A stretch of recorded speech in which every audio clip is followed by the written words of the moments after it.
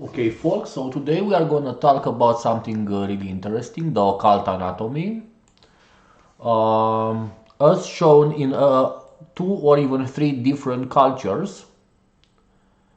So this piece of work, of integrative piece of work, this synthesis basically, was put together by an anonymous occultist, that's for sure. The author of this is unknown. So far, what I have learned about this work is the fact that it's unknown. We will use it to analyze a bit the system of anatomy, of occult anatomy of the spiritual body. And for example, in the Hindu anatomy, in the Hindu Tantra esoteric system of chakras, we have 7 main chakras. As you see, they are colored. Every chakra has a tattva, an element to it. For example, here we have Muladhara, the red one, the root chakra, and its correspondent elementally as a tattva is earth. We have Svadhisthana with 6 petals, and its element tattva is water. We have Manipura, and it has 8 or wait 1 2 3 1 2 3 1 2 3. It has 10 petals, and its element is Agni, fire. The Tattvic symbols are here. For the earth tattva, we have a yellow symbol, a square, a moon-shaped symbol for the water element, Agni for fire element, a triangle. For the heart, at Anahata, which actually means I am the sun and the moon, at the heart we have the air Vayu symbol, a blue circle. And at the throat we have a black circle, but it can also be blue, for Akasha or spirit. Afterwards we have the Ahamkara, that is at the forehead, the ego in its pure form. And we have the primordial force at the Sahasrara called Adi. Adi means primordial. Okay? So in the center of the Sahasrara, it's the Brahmarandra, the throne of God, let's say. It's a metaphoric expression. It's interesting how this author has explained this to be the temple of Solomon. It's in fact the occult energetic body, or the castle of Camelot, which is also a metaphor for the subtle body. We can also call it in the Nordic tradition the body of the tree of life, Yggdrasil. Okay. Well, I have seen a lot of regarding the Nordic tradition. I have seen quite a lot of types of tree of life, let's say, different runic associations with the chakras that I'm not surely happy on. The most of the online associations of the runic chakra, or of the runes and the chakras, are not really okay, because usually we have 2 or even 3 runes that correspond with 2 or even 3 chakras, guys, or even energetic channels. So it's not like it's a well put system. For example, chakras in the Nordic traditions can be called, or are called by certain groups, hvels, hvel. Hvel. So we have chakra, hvel. In certain traditions they are called cauldrons.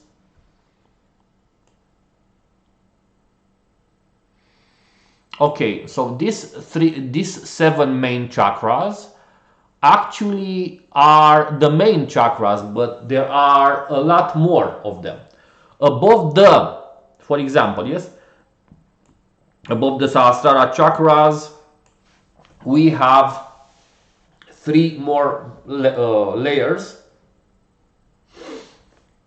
For example, in the Solomonic tradition, we have the Ain.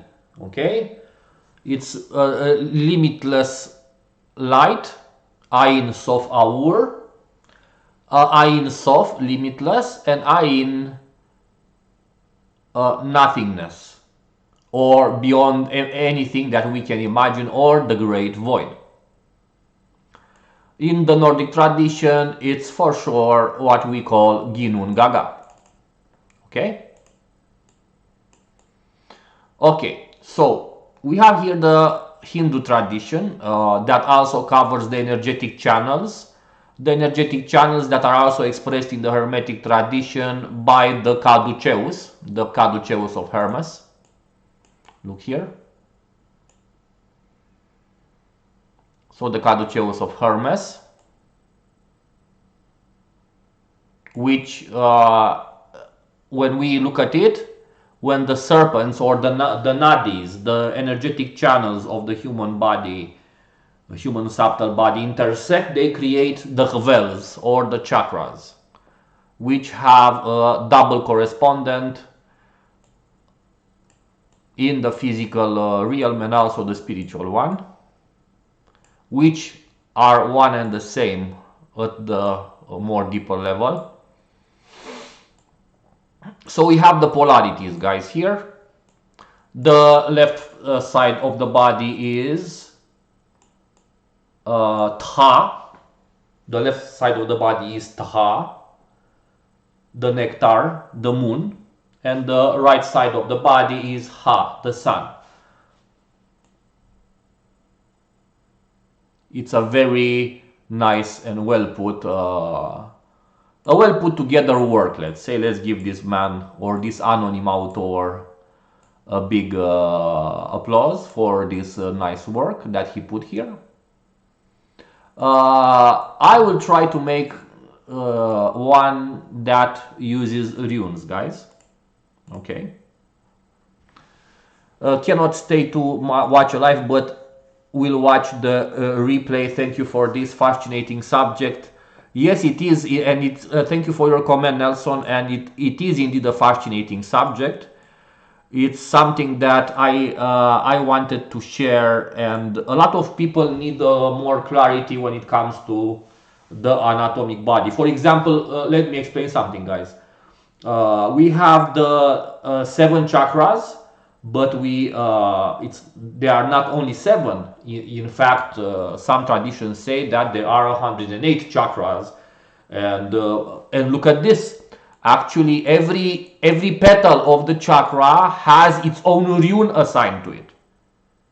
All right, or its own runic sound. Okay. This is a very detailed piece of work. And another important example that you want I need to express here. So we have the chakra, the petals of the chakra. The chakra is of a certain color that represents its state and its function. The tattva inside the chakra, it's the element, is the tattvic energy, is the elemental energy. But inside or more deeper, better said, or more subtle even than the elemental energy, we have the divine archetype. We actually have the so-called inner gods. Okay, so we have the chakra, the tattva, and the deva, the hvel, the elemental rune, and the god, the asir.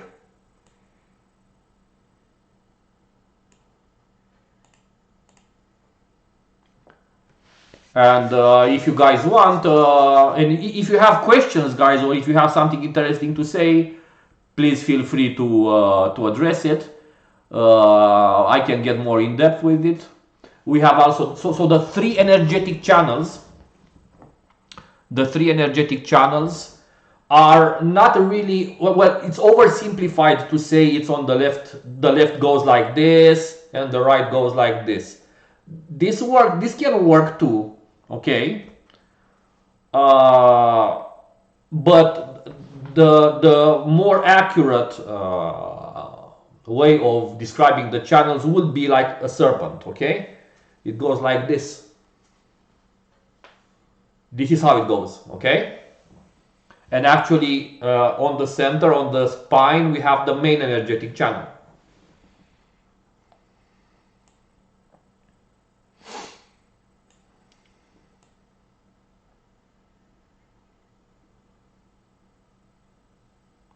And look, for example, we have the Aum sign here, or the Om Pranava sound, which corresponds with the highest, the divine frequency, let's say, or the most, or the frequency of the void, let's say. In the Nordic tradition, you guys must know, we have the Alu. So we have the same vocal as in the Nordic tradition as we have in the Vedic one.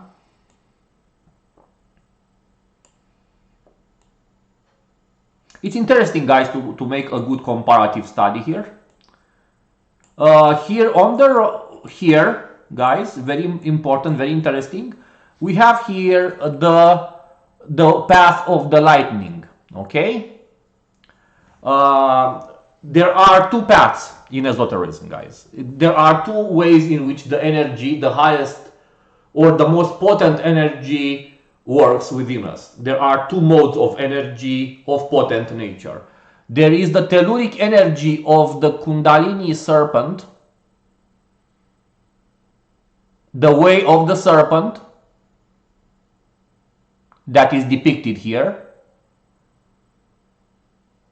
It's spiraling motion, and this is the earthly fire. And we have the divine lightning, the path of lightning, that it's like some type of a celestial Kundalini. Okay? When the inner serpent, the telluric serpent, meets the celestial serpent, we can also call them dragons, the awareness is awakened fully, or the man awakes to a bigger potential of a more profound nature. Its subconscious mind is awakened. Actually, this is the full human being here. So there are people who have just awakened their Kundalini, and also partially, not fully. And there are people that have activated the path of the lightning, but not fully either.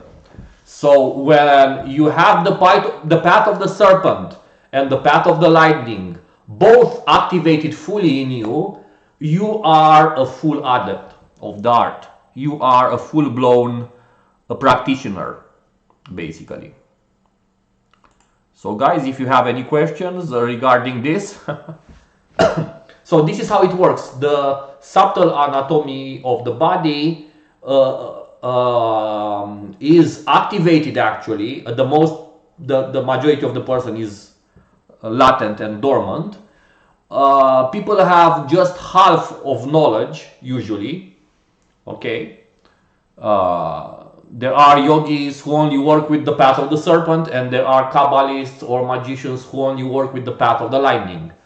And both are good, both are workable with, but someone needs a twofold initiation into both types of practices in order to have access to the full power of your soul, basically. Okay. So if you have any questions, guys, please feel free to ask. This is an interesting subject we covered here. So this path of the serpent and path of the lightning happens here in the subtle body, guys. and happens in our body between our two polarities. And actually the chakras or the wells are activated inside our bodies fully after these two paths have come to manifestation. Okay? Until then, they are partially awakened.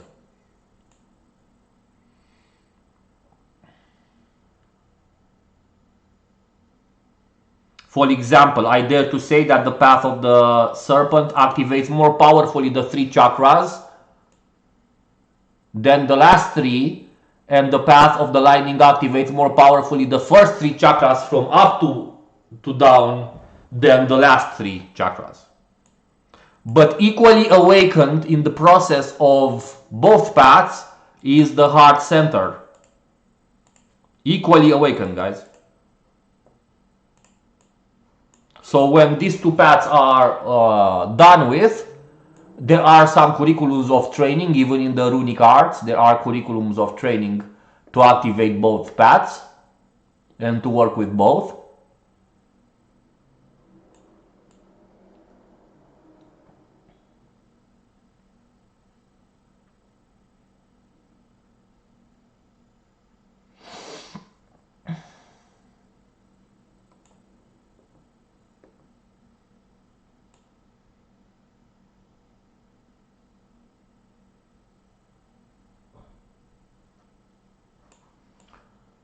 Okay. We have the two pillars of the temple, Yakim and Boaz, to signify the electric and the magnetic poles of our being.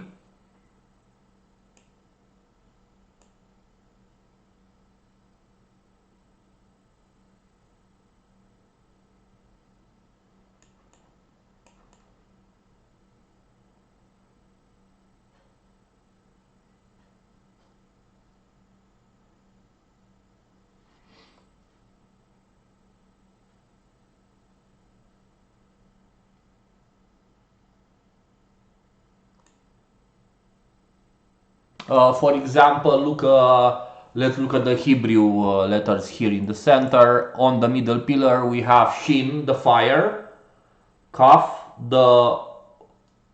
they call it the Ruach or the Holy Spirit, which corresponds with the lower abdomen, with the will, and where the serpent lies, okay, the telluric serpent. And in the center, we have Aleph connecting the two, the father. Okay, it's very interesting. For example, with Aleph as a symbolic with Aleph as a symbolic letter to connect both, because Aleph, guys, is like a diagonal line that is connects the earth and the sky like this, diagonal line, and like this. This is Aleph, okay? And we have actually a rune that is the rune of connection. Okay, I was. So it's not Aleph, it's I was.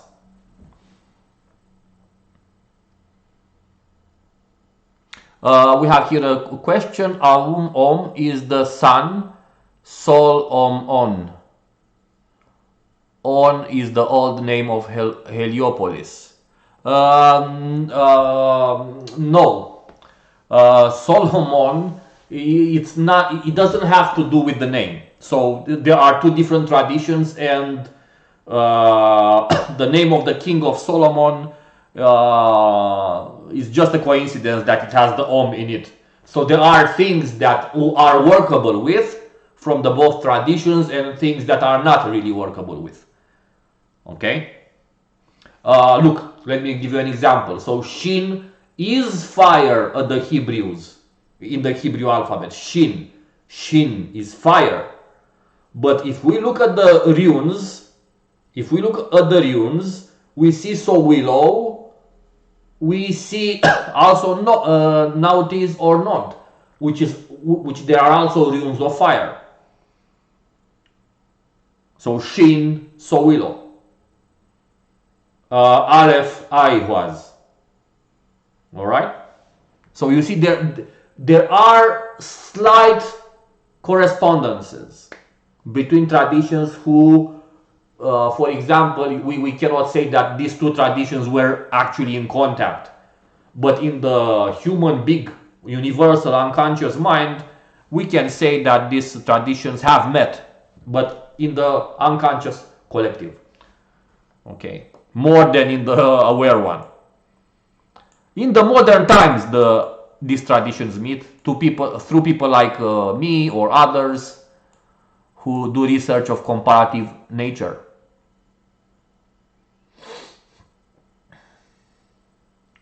And look, guys, the wings, okay? So we have the Hermetic Caduceus, but we also have the wings here.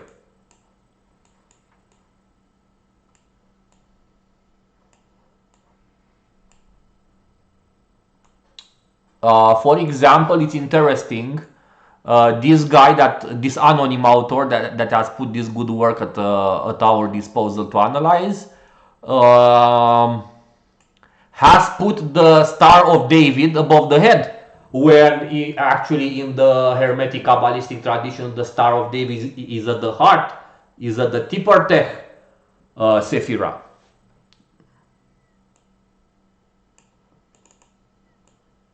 I see here that he has also done some zodiacal associations, also tarot associations I see here.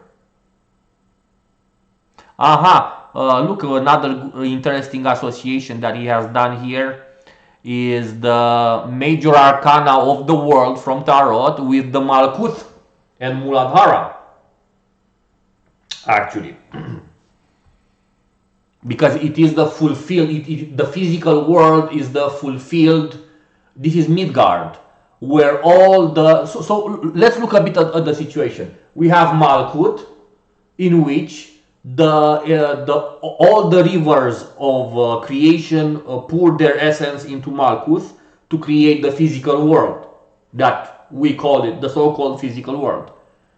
But we also have in the Nordic tradition all the 9 realms, actually all the 8 realms, pour their essence and have their essence poured into Midgard to form it or to influence it.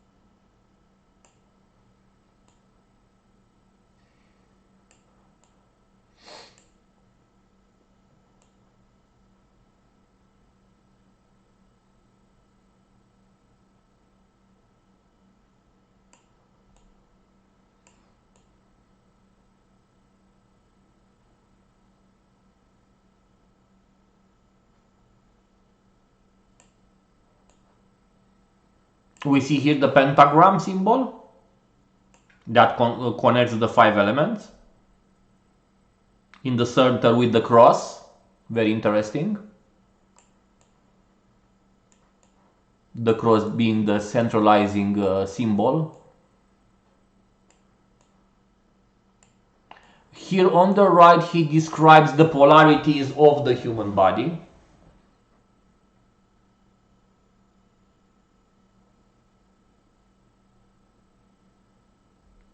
For example, he describes here the neck. This is very interesting, guys. Let's start with the beginning. Guys, if you have something to add, or if you have some questions about what was said so far. By the way, in the path of the runes, both paths that were mentioned earlier are applicable and possible. The path of the serpent and also the path of the lightning. Both are workable with. There are curriculums of training in certain branches of practice that deal with both paths. And they are very possible, very workable with. It's fascinating actually. So before I start with the other aspects, this is just part one of the subject. Every part will contain a talk, description and analysis of certain parts of the occult anatomy. This is just, let's say, it's more like a type of a test that I do to see if this format will work better for my channel.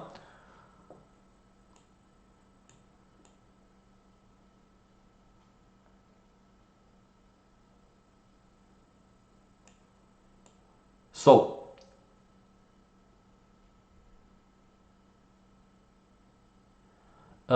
every little part of our body is either electric or magnetic, guys.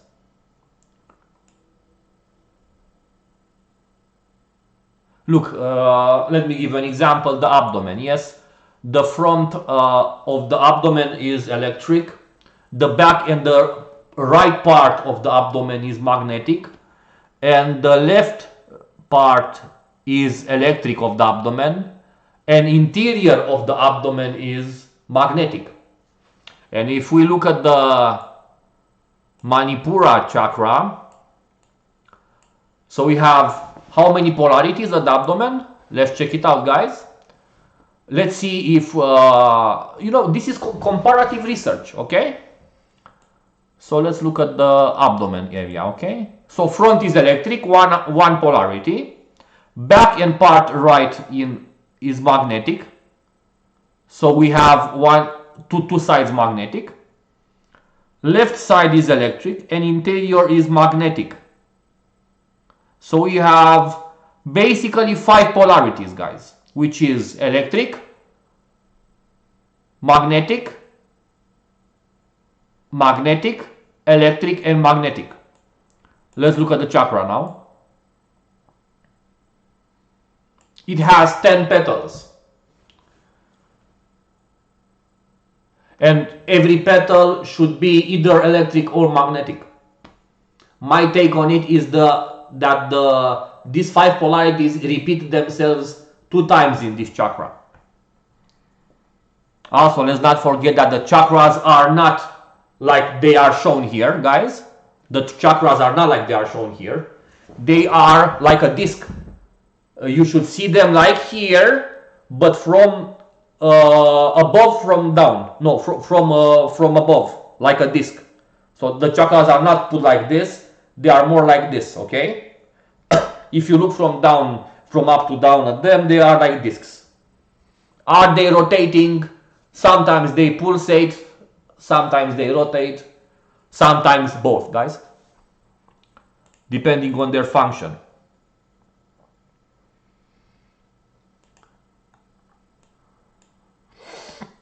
Okay, guys, so far this will be it for today. I want to see if working and analyzing stuff like this, if I have more requests on the channel, I will work more with this.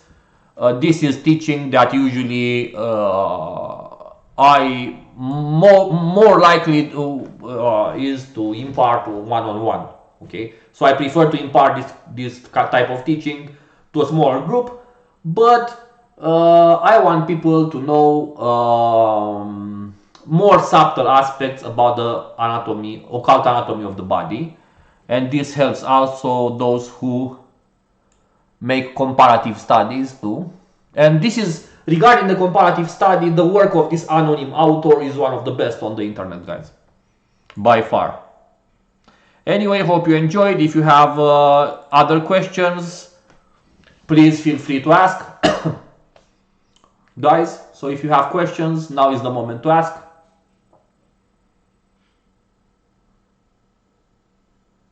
This is just the part 1.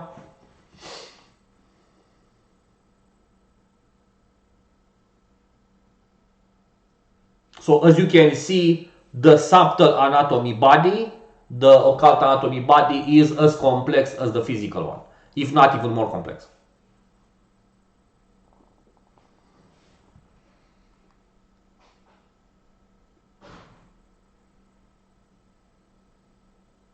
Anyway, thank you for being here, guys, and if you have questions, leave them in the comments. Share, like, and subscribe, and have a nice day.